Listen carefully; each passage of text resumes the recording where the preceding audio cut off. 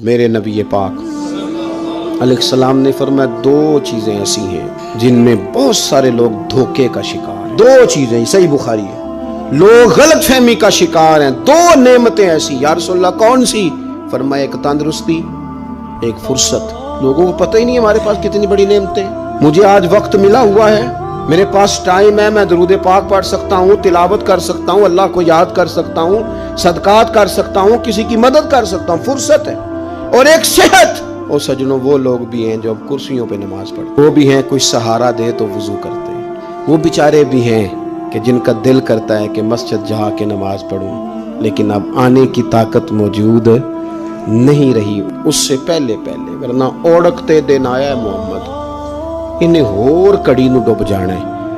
اپنی ڈائری کو کھول لیں، اپنی ترجیحات طے کر لیں، تسلسل سے اس پر محنت کریں۔